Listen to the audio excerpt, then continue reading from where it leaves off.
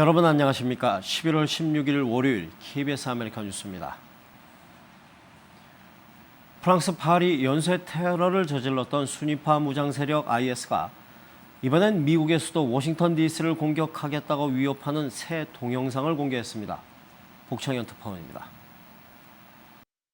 프랑스 파리 연쇄 테러를 저지른 순위파 무장 세력 IS. 추가 테러를 예고하는 새 동영상을 공개했습니다. IS 대원으로 추정되는 한 남성은 시리아와 이라크 내 IS 공습에 참가하는 국가들에게 프랑스와 같은 운명에 처할 것이라고 경고했습니다. IS 대원은 또 미국 수도 워싱턴을 타격할 것이라고 주장했습니다.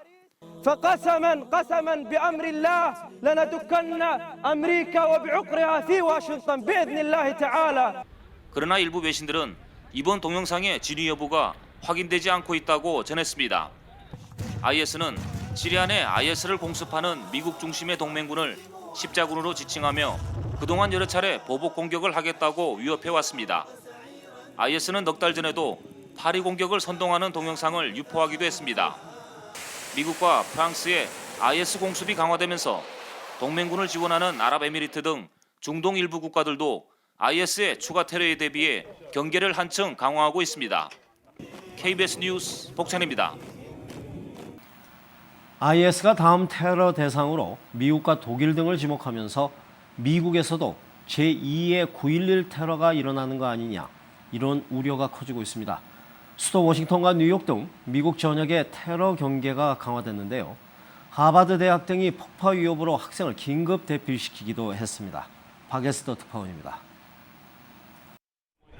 IS가 다음 테러 대상이 미국일 수 있다고 공개 위협하면서 미국 내 테러 경계에 비상이 걸렸습니다. 미 정부 당국도 IS의 테러가 일회성이 아닐 것으로 판단하고 있습니다. Deliberately and carefully planned over the course, I think, of several months. And so I would anticipate that this is not the only operation that ISIL has in the pipeline. 당국은 공항과 기차역 등의 검문 검색을 강화하고 극장과 쇼핑센터 등 다중 이용 시설에서의 테러 경계 수위를 높였습니다. 연방수사국은 이른바 외로운 늑대 테러리스트들에 대한 추적과 검거 작전에도 속도를 내고 있습니다. 하지만 잠재적 테러에 대한 우려는 가시지 않고 있습니다. 하버드대는 4개 건물의 폭파 위협을 받고 학생 등을 긴급 대피시켰습니다. 매사추세츠주의 다른 대학들과 공립학교가 연쇄 폭파 위협을 받는가 하면 메릴랜드주 한 대학이 테러 위협으로 폐쇄되기도 했습니다. 뉴욕 JFK 공항, 뉴저지 뉴워크공항 등 미국 8개 국제공항이 국토안보부 비밀 안전조사에서 무기 폭탄 탐지에 실패한 것으로 나타나는 등 보안 우려가 커지고 있습니다. 당국은 뉴욕과 워싱턴 등 대도시에 민간인이 많이 모이는 곳, 즉 소프트 타겟이 테러의 가장 손쉬운 표적이 될 수 있다고 보고 경계를 강화했습니다. 뉴욕에서 KBS 뉴스 박에스더입니다. 파리 테러의 후폭풍이 심상치가 않습니다. 시리아 난민을 안 받겠다는 미국 주정부가 19개로 늘어났는데요. 이런 가운데 트럼프 후보가 대통령이 될 경우 회교 사원 폐쇄를 고려하겠다. 이렇게 강경 목소리를 냈습니다. 이주원 특파원입니다.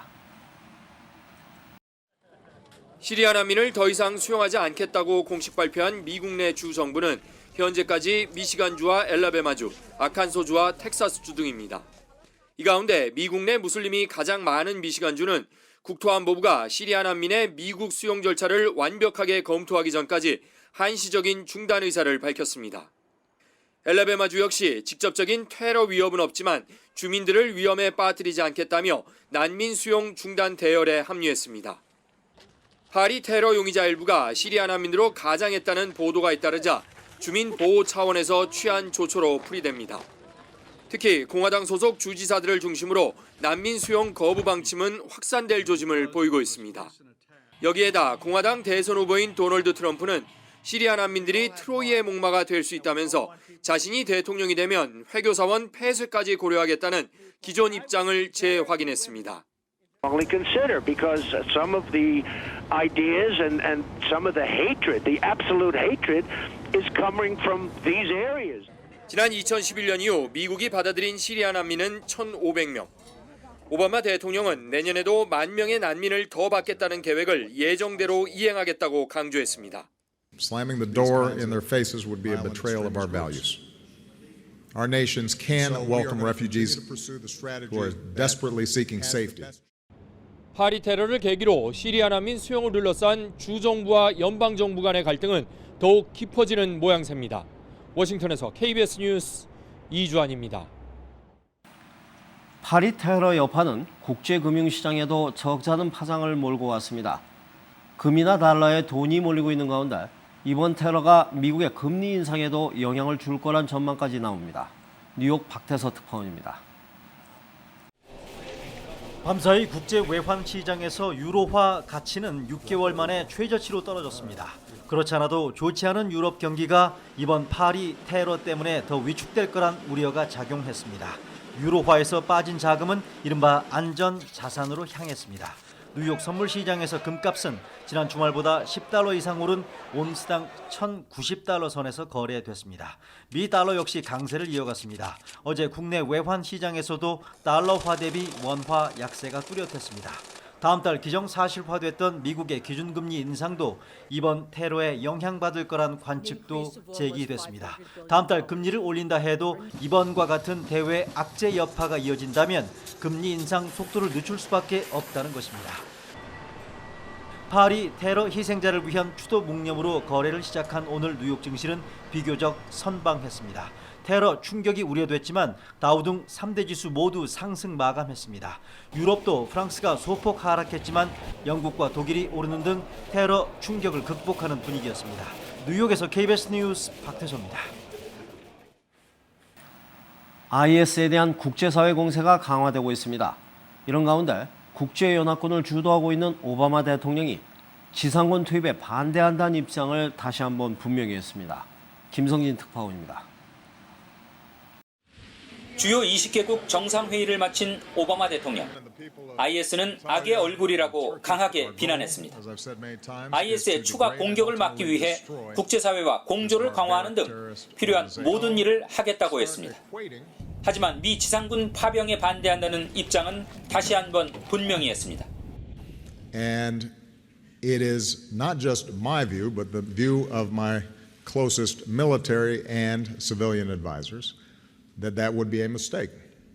영토를 되찾기보다 역학 구도를 바꾸는 데 초점을 맞추겠다는 건데 그래야만 IS를 잉태해낸 근본적인 문제를 해결할 수 있다고 말했습니다. 또 IS 영토가 주는 등 현재 공습 전략은 효과를 보고 있다고 평가했습니다. 오바마 대통령은 미국 내 시리아 난민 수용 반대 여론에 대해서는 검증을 거쳐 계획대로 난민을 수용하겠다고 밝혔습니다. 하지만 야당인 공화당은 현재 공습 위주의 IS 격퇴 전략은 비용만 많이 들 뿐 효과는 없다고 비난했습니다. There is no other way to defeat this enemy other than a ground component of which we will have to lead and be part of. 미국 언론들은 이번 파리 테러를 계기로 IS에 대한 공습 위주 전략을 고집하고 있는 오바마 대통령이 집중 포화를 맞고 있다고 보도했습니다. 워싱턴에서 KBS 뉴스 김성진입니다. 한국의 제20대 국회의원을 선출하기 위한 재외선거 유권자 신고 등록이 어제부터 시작됐습니다. 잠시 후에 관련 소식 이어집니다.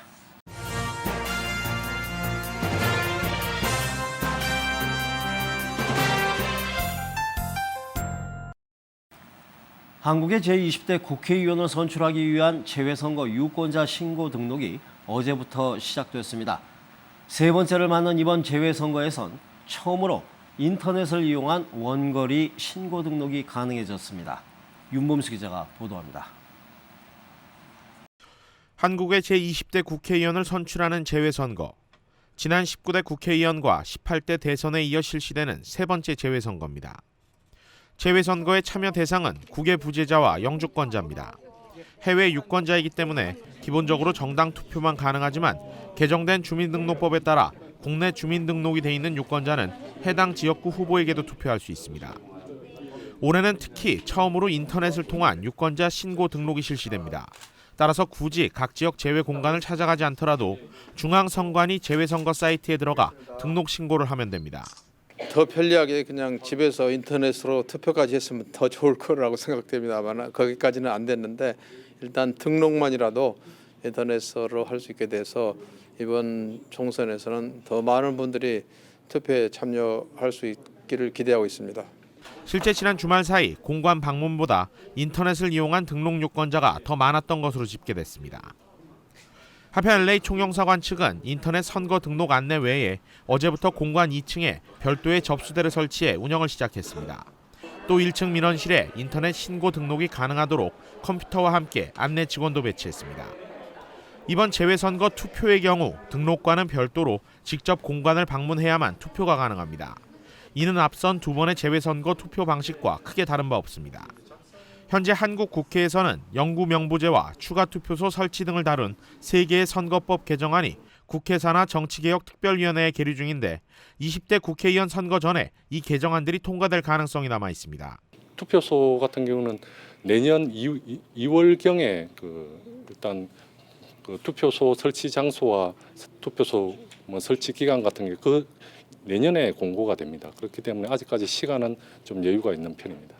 따라서 중앙선관위 측은 현재 계류 중인 선거법 개정안이 올해 안에 통과될 경우 곧바로 이번 선거부터 개정안을 적용시킨다는 방침입니다.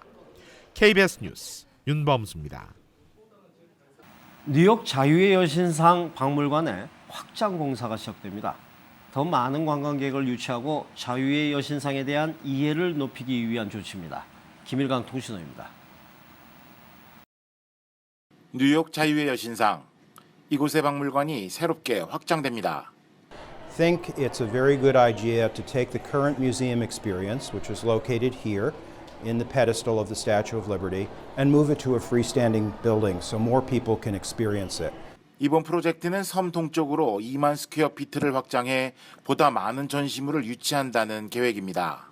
The entire history of the statue and also what she means to people, to take that all out to a place where more people can experience it really strikes us as a very good idea. 현재 관람객 수는 연 400만 명. 박물관이 확장되면 약 20% 정도가 증가합니다. I think it gives it texture. It kind of completes and fills in the gaps. And so to make it accessible to anyone that comes out to the island would make sense to me. 이번 확장 공사 프로젝트는 오는 12월 9일까지 여론 수렴 과정을 거칩니다. 공사 기간은 기금 모금 캠페인 결과에 따라 3년에서 5년이 소요될 것으로 예상됩니다. 지금까지 뉴욕이었습니다. 화재를 진압하다 화상을 입은 소방관이 안면 이식 수술로 새 얼굴을 찾아 화제가 되고 있습니다. 26시간 동안 집도된 이 수술은 역사상 가장 넓은 면적을 성공적으로 이식한 수술로 기록되고 있습니다. 노승욱 기자의 보도입니다. 화재를 진압하다 화상으로 얼굴을 잃은 한 소방관이 새 얼굴을 찾았습니다. 무려 26시간에 걸친 안면 이식 수술이 성공적으로 끝났기 때문입니다. 이 수술은 이식된 조직을 기준으로 역사상 가장 넓은 면적이 성공적으로 이식된 수술이라는 평가를 받았습니다. There have been more than 24 face transplants since the first one in 2005. This one, according to the surgeon, is by far the most extensive in the terms of how much tissue was placed on the patient. 두피를 포함한 얼굴 전체와 어깨에 걸친 모든 피부가 전부 이식됐습니다. 손실됐던 두 귀도 다시 찾았습니다. 시력도 아직 완벽하진 않지만 서서히 회복 중입니다. 지난 2001년 인명 구조를 위해 화재 현장에 뛰어들었다 지붕이 무너지면서 3도 화상을 입은 소방대원 하디슨 씨. 얼굴 전체가 사라져버린 그는 71차례의 수술을 견뎌냈지만 정상적인 생활은 쉽지 않았습니다. 하지만 얼굴을 제공할 기증자가 나타나면서 그의 삶에 다시 희망의 빛이 비추기 시작합니다. The donor was a 26-year-old man from Brooklyn. He was an artist and also an avid bicyclist. He was a registered organ donor, and so that sort of paved the way for this surgery to happen. 앞으로 하디슨 씨는 피부 이식 거부 반응 예방을 위해 평생 약을 먹어야 하지만 정상 생활을 하는 데는 무리가 없을 것이라고 의료진은 밝혔습니다.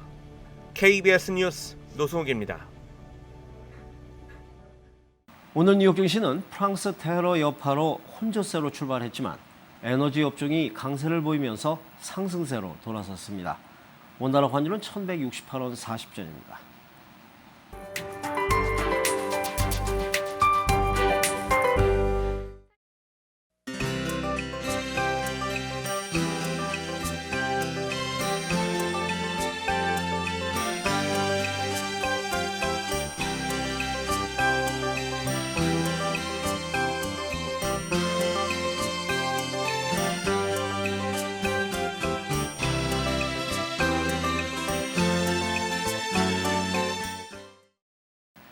월요일 밤 KBS 아메리칸 뉴스를 마칩니다. 시청해주신 여러분 고맙습니다.